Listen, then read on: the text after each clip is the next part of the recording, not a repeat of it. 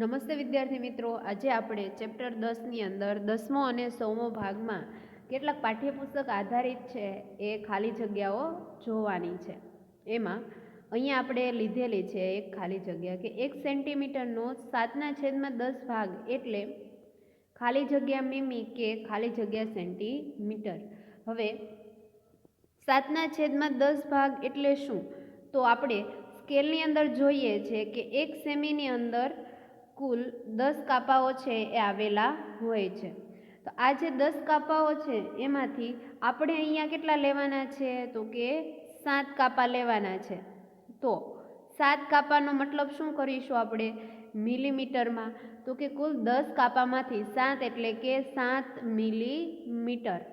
હવે એટલે કે ખાલી જગ્યા સેન્ટીમીટર. 7 મિલીમીટર છે એને સેન્ટીમીટરમાં કેવી રીતે લખશું? તો એક તો તમે 7/10 ભાગ એવું તો લખી જ શકો છો, અને બીજું તો કે 0.7 એવું પણ લખી શકાય. બે રીત છે આપણી પાસે. અગાઉ આપણે શીખ્યા હતા કે અપૂર્ણાંક સ્વરૂપે લખો કે દશાંશ અપૂર્ણાંક સ્વરૂપે, જવાબમાં કોઈ ફેર પડવાનો નથી. ત્યાર પછી હવે આપણે જોઈશું ખાલી જગ્યા નંબર 2 કે નીચે આપેલી પેન્સિલની લંબાઈ કેટલી છે. આપણે જોવાનું છે કે કેટલી છે. પેન્સિલ છે એ તમે જોશો તો 0થી શરૂ થયેલી નથી, 1થી શરૂ થાય છે. તો આપણે પાછળનો જે આ ભાગ એટલો બાકી રહી જાય છે એને શું કરવો પડે? બાદ કરવો પડે. અને ત્યાર પછી આ 1 છે એને જ આપણે 0 સમજવાનું છે. તો પેન્સિલની લંબાઈ આપણે મીમીમાં અને સેન્ટીમીટર બંનેની અંદર શોધવાની છે. તો મીમીમાં તો આપણે કાપા છે ગણી લઈએ. શરૂઆતનો આ જે પહેલો કાપો છે એને આપણે ધ્યાનમાં લેવાનો નથી. ત્યાર પછીનાથી ગણીએ તો 1, 2, 3, 4, 5 અને કુલ 6 કાપાઓ છે. તો આપણા કેટલા મીમી થશે? અહીંયા 6 મીમી જવાબ આવશે. બરાબર. હવે સેન્ટીમીટરમાં કેવી રીતે લખાય? તો કે 6/10 અથવા તો 0.6. તમે કોઈ પણ જવાબ છે એ લખી શકો. બંનેનો જવાબ કેવો મળે આપણને? સરખો. પેલું છે એ આપણે અપૂર્ણાંક લખ્યું છે, જ્યારે બીજું છે શું લખ્યું છે? દશાંશ અપૂર્ણાંક. જો તમને ચોખવટથી કીધું હોય કે આવી રીતે જવાબ લખો તો અલગ અલગ, બાકી તમે કોઈ પણ જવાબ લખશો બંને કેવા ગણાશે? સાચા. હવે ત્રીજી ખાલી જગ્યા છે એ જોઈએ. સોનેરી દેડકા વિશ્વમાં સૌથી ઓછી લંબાઈના હોય છે. તેમની લંબાઈ માત્ર 0.9 સેમી જેટલી જ હોય છે. 0.9 એટલે કેટલું થશે? તો કે 1 સેમી કરતાં 1 મીમી જેટલું ઓછું. તો હવે 0.9 સેમી એટલે કેટલા? તે ખાલી જગ્યા મીમી જેટલું છે.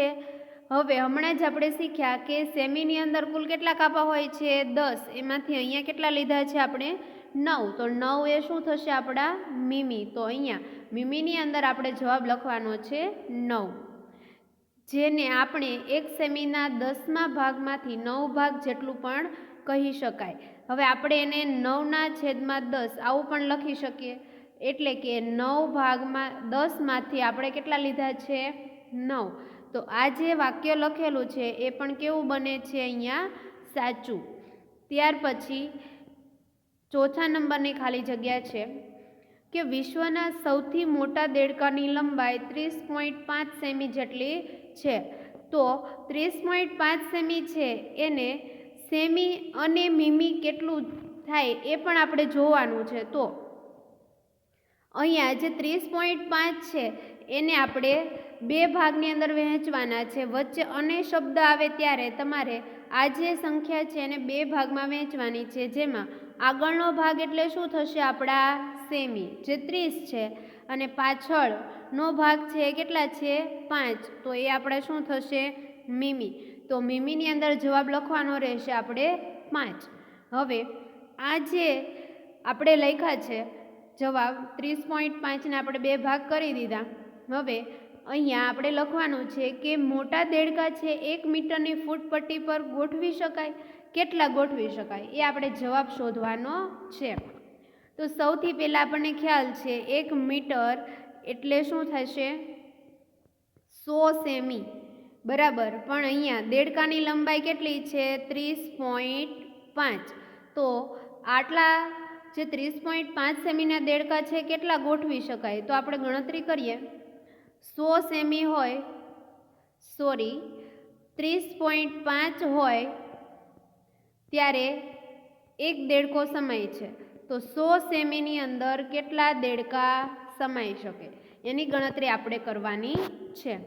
જો તમે 100/30 અથવા તો 30.5 કરો તો આપણને જવાબ મળી જશે. તમને જવાબ છે એ 3.3 જેવો મળે, પરંતુ પાછળના 0.3 એ આપણે અહીંયા કંઈ કામના નથી, કારણ કે તમે કંઈ દેડકા છે એને કાપીને ગોઠવવાના નથી. 3 છે આગળના, એટલે કે 3 દેડકા ગોઠવી શકાય અને 3 મીમી જેટલો ભાગ છે એ વધશે. આ થઈ ગઈ મોટા દેડકાની વાત. હવે આપણી ખાલી જગ્યા નંબર 5 છે એની અંદર આપણને પૂછ્યું છે, જો નાના દેડકા આ પટ્ટી પર ગોઠવવા હોય તો 1 મીટરની જગ્યા રોકે કેટલા દેડકા સમાઈ શકે એના વિશેની આપણે ગણતરી કરવી પડે. તો આપણને નાના દેડકાની લંબાઈ 0.9 સેમી આપી છે, તો આપણે એને મીમીમાં ફેરવીએ તો શું મળે? 9 મીમી. બરાબર.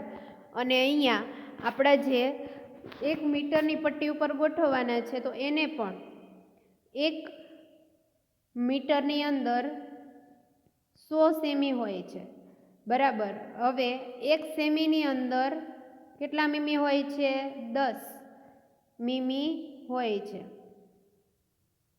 તો આ જે ગણતરી છે એને આપણે લખવી પડશે કે સૌથી પહેલાં તો 1 સેમીમાં કેટલા મીમી છે? 10. તો આપણે 1 મીટર એટલે 100 સેમીની અંદર કેટલા મીમી છે એ શોધવા પડે. બંને સંખ્યાનો શું થશે?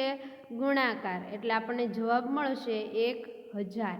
તો એનો મતલબ એમ કે 1 મીટર હોય એની અંદર 1000 મીમી હોય છે. બરાબર. તો હવે આપણે ગણતરી કરી શકીએ કે એક દેડકાની લંબાઈ 9 મીમી હોય ત્યારે એક દેડકો સમાય છે. તો આપણી પાસે એવા કેટલા મીમી છે? 1000 મીમી છે. તો એની અંદર કેટલા દેડકા સમાય? આ ચોકડી ગુણાકાર કરશું એટલે આ બંને સંખ્યાનો શું થશે? અહીંયા ભાગાકાર. તો આપણે ભાગાકાર કરીએ. 1000/9. 1000/9. તમે તમારી નોટની અંદર ગણતરી કરી શકો છો. જવાબ છે એ આપણને 111 મળે છે. બરાબર. તમારી જે શેષ વધે છે એને તમારે અહીંયા ધ્યાનમાં લેવાની નથી. તો 1 મીટરની પટ્ટી ઉપર કેટલા દેડકા સમાઈ શકશે? 111. જ્યારે મોટા દેડકા ફક્ત કેટલા સમાય છે? 3. તો આ બંને જે સંખ્યા છે એમની વચ્ચે કદનો તફાવત કેટલો છે એ આપણે જાણી શકીએ. છે તો બંને એક જ પ્રકારના છે તો દેડકા જ, તો પણ એમની લંબાઈમાં આટલો બધો તફાવત છે. ત્યાર પછી ખાલી જગ્યા નંબર 6, ખીલીની લંબાઈ 2 સેમી અને ખાલી જગ્યા મીમી છે. અહીંયા અને શબ્દ આવ્યો છે એટલે 2 સેમીની પાછળના જે મીમી બાકી રહે છે એ આપણે અહીંયા ખાલી જગ્યાની અંદર લખવાના છે. જો તમે જોશો તો અહીંયા 2 અહીંયા આપેલા છે, ત્યાર પછી અહીંયા 5 કાપા થાય, 6, 7, 8 અને 9મો કાપો છે ત્યાં સુધી ખીલી છે એ આવે છે. તો એનો મતલબ એમ કે મીમીની અંદર 9 જવાબ મળશે. હવે અથવા આવ્યું છે તો આપણે બંનેનો જવાબ સાથે લખવો પડશે. એટલે જવાબ મળશે આપણને અહીંયા 2.9 સેમી. બરાબર. તમે 2 સેમી અને 9 મીમી એવું લખો અથવા તો 2.9 સેમી લખો, બંને કેવું થશે? સરખું. ત્યાર પછી ખાલી જગ્યા નંબર 7 આપણે જોઈએ કે અહીંયા આ ભીંડાની લંબાઈ ખાલી જગ્યા સેમી અને ખાલી જગ્યા મીમી છે. તો સૌથી પહેલાં તો આ જે ભીંડો છે એને આપણે શું કરવો પડશે? જોવું પડશે કે ક્યાંથી ભીંડાની લંબાઈ છે એ શરૂ થાય છે. તો ભીંડો છે એ લગભગ 1થી શરૂ થાય છે અને અહીંયા જે છેડાનો ભાગ છે એને તમારે અહીંયા ટચ કરાવી દેવાનો છે. તો તમને ખબર પડી જશે કે કેટલા છે. તો તમે જોશો કે ખાલી જગ્યા સેમી અને ખાલી જગ્યા મીમી છે. તો 1થી અહીંયા 0 જ આપણે સમજવાનું છે. 1 2 3 4 5 6 7 અને 8 સેમી છે એ આખા છે. તો અહીંયા જવાબમાં આપણે 8 લખી દઈએ. પાછળના મીમી ગણીએ તો 4 મળે છે. અહીંયાથી 9 પછીના 4 કાપા છે એ આગળ રોકેલા છે, જેને આપણે ખાલી જગ્યા સેમી પણ લખી શકીએ. તો કે 8.4 બરાબર, અથવા તો 84/10. કોઈ પણ જવાબ છે એ તમે લખી શકો.